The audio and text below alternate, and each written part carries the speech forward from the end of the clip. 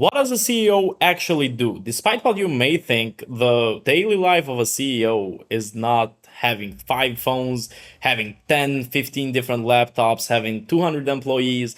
The daily life of the CEO is actually pretty different. I can tell you that because I own a company myself. Like, I'm the executive director, that's what I like to call. I don't like the term CEO that much anymore because executive director is a little bit better. The CEO is the highest rank in the company, except the owners, of course. But the CEO has to make all the decisions, he has to make all the calls, they have to make all the right calls for the company to grow. They should have a vision for the future of the company and they should involve themselves in almost everything. I'm a business owner myself, it's called A Group LLC.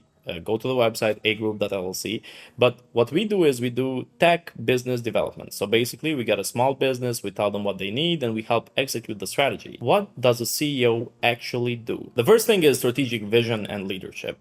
It's one of the hardest things to do. If you have a company who's doing good, you will have a really hard time finding the vision for the company. If you know that next year you want to be at $200 in net revenue, it's not that simple. You gotta find the way to go into it. You gotta find the ways or the vectors in which you should attack this problem.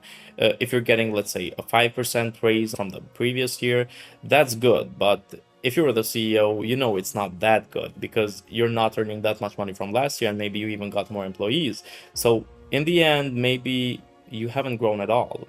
But if you're getting a 30% increase from the previous year, that's a good one. Not all companies have the luck like mine had to grow like 40-45% each year, but we say it's luck, but it's also the work that we did. Leadership and the vision are two of the most important things. The leadership is one of the finest traits a CEO can have. A lot of people say, hey, someone is the boss, but it's not the idea to be a boss. It's not the idea in a company for someone to only give orders, not care about the company, not care about how like the employees feel. But that is the main job of the CEO.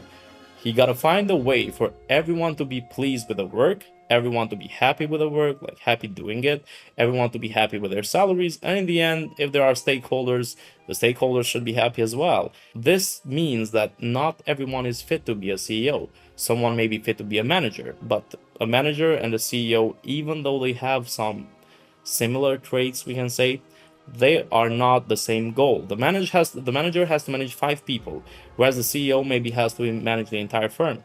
The CEO gotta know the ins, the outs, how people work, how the technologies that are used in the company work, how the atmosphere in the company is going, because the CEO is the guy who makes the calls. Decision making. I was not really good at decisions. What I want to say with that is I can do a good decision, but I was not quick at doing those.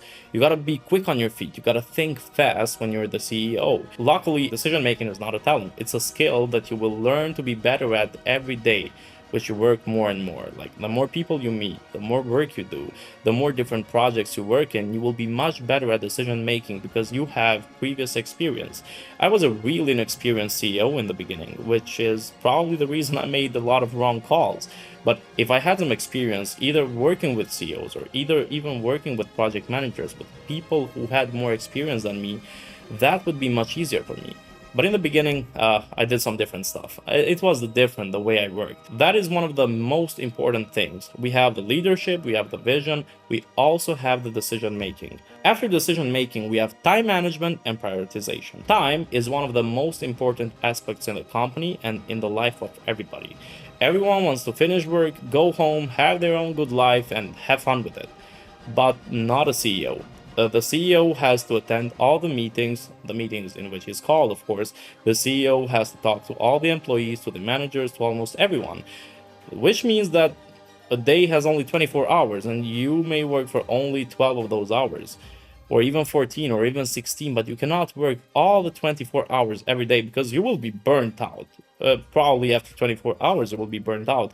Imagine if you keep doing it for like more than 48. Time management is a really important aspect in the life of a CEO.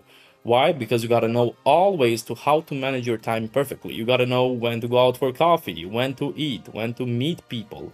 You gotta find the most optimum times for yourself, because everyone knows that, for example, at 4 p.m. you're not as productive as you would be in, let's say, 11 a.m. On 11 a.m. you're more fresh, you may have just woken out, and it will be much easier for you to handle all these different meetings and take meetings with different kinds of people, because you will take meetings with people maybe you don't like, maybe with people who are not in the same vibe as you. So in 11 a.m. it's a whole different story. If you're taking a meeting, let's say 11 p.m., your whole energy is different, your whole vibe is different, no one can guarantee you the meeting will go well. So time management is really important for your day-to-day life as a CEO. Also, prioritization. You gotta know what meetings when to prioritize, and you gotta also know what work to prioritize. If you have a work that has a deadline, let's say after a month, and if you have another task that you gotta finish in a week, you already know where I'm going with this. You gotta always prioritize your work. You gotta find how to prioritize things on their importance level. So if something is low level important, you leave it for tomorrow if it's not urgent. If something is high level or critical level important, you leave it for today and like the past tense. You leave it for 2 minutes ago. There's not time to waste. And when you're in that kind of position, when you're on these high ranks, you don't have literally any time to waste. You gotta finish jobs, you gotta be spontaneous with your thoughts, with your decisions, because there's no time to lose. Two of the final parts of this video are building and leading the teams and also growing the company. So everyone knows that the freelancing thing, like the freelancing job, is really easy to do.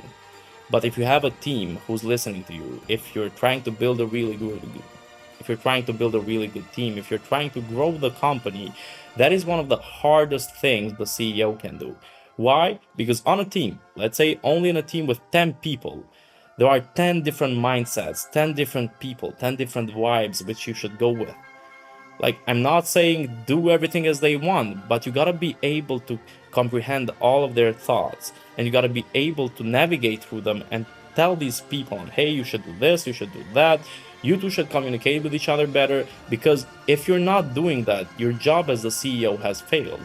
If there's not a really good dynamic in your company between your employees, between your manager, between your PR, between your whole staff, then you have failed at your job as the CEO. One of the things we've seen is that when we're hiring inexperienced, let's say, software developers, when we're working on projects, is that most of these youngsters, they don't know how to communicate with other people. When they don't know something, they tend to be shy about it because they don't want us to know that, hey, they're not that experienced. We all know we're not expecting from you to build a rocket for SpaceX. We're expecting you to do like low-level tasks, like write code about this, about that. Even if you don't know it, there are like senior people who can help you with that.